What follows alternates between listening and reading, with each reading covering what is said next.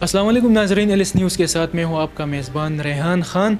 اس وقت ہم ایک ایسے کم عمر مصنف کے ساتھ موجود ہیں جنہوں نے 7 کلاس میں اپنی پہلی کتاب دی پشتون ہیروز لکھ ڈالی۔ یہ ہے بلاول لطیف داوڑ کی پہلی کتاب جو انہوں نے 7ویں جماعت میں لکھی تھی۔ بلاول لطیف داوڑ کا تعلق وزیرستان سے ہے اور وہ پشاور میں مقیم ہے۔ بلاول، سب سے پہلے تو ہمیں وقت دینے کا بہت شکریہ آپ کا۔ سب سے پہلے یہ بتائے گا کہ یہ کتاب لکھنے کا آئیڈیا آپ کو کیسے آیا؟ السلام علیکم ورحمۃ اللہ وبرکاتہ۔ پہلے تو آپ سب کا شکریہ کہ آپ یہاں پر آئے۔ جو میری پہلی کتاب تھی پشتون ہیروز، یہ میں نے 7 کلاس میں لکھی تھی، اور جو اس وقت جو ایئر تھا وہ 2020 تھا۔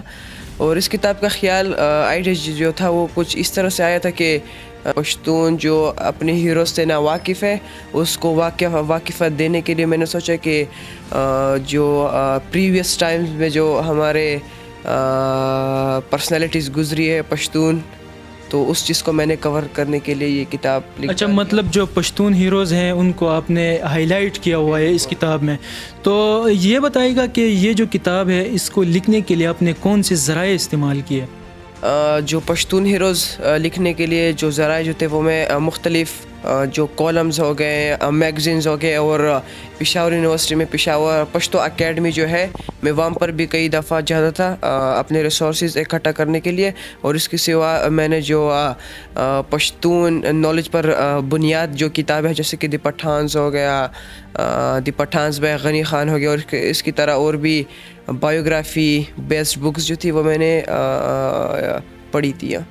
اچھا، ہم نے سنا ہے کہ اس پشتون ہیروز کے علاوہ کئی اور اشاعت بھی شائع کی ہیں، تو ان کے حوالے سے بھی آپ ہمیں آگاہ کیجیے گا۔ جی، وہ جو دوسری بک تھی اوشن آف وزڈم، اور ابھی میں نے پچھلے سال ابھی میری ریسنٹ بک ہے دی بلینئرز، جو کہ بلینئرز جو اس زمانے میں ہے اس پر بنیاد ہے بیسڈ۔ اچھا، آپ وزیرستان سے تعلق رکھتے ہیں، تو اپنے جوانوں کو کیا پیغام دینا چاہیں گے کہ وہ بھی آ کر اس میدان میں اپنا نام روشن کر سکتے ہیں؟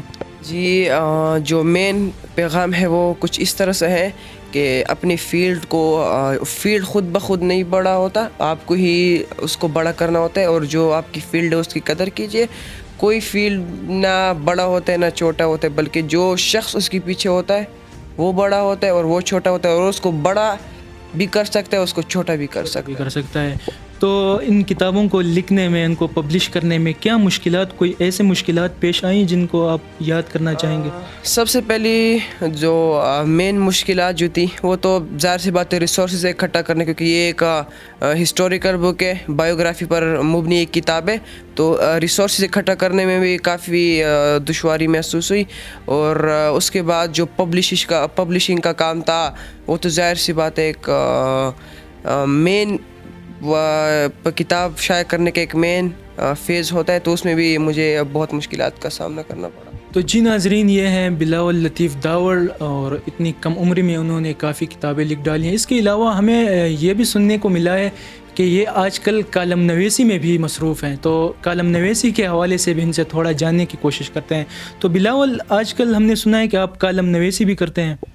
جی، میں ابھی تو میں کالمز وغیرہ بھی لکھتا ہوں، اور زیادہ تر میرے جو کالمز ہوتے ہیں وہ سوسائٹی پر مبنی ہوتے ہیں۔ سوسائٹی کے حوالے سے جو ہمارے عنوان ہے اس پر میں زیادہ تر تصنیفات کرتا رہتا ہوں۔ اچھا، فیوچر میں کوئی اور کتاب لکھنے کا کوئی ارادہ ہے؟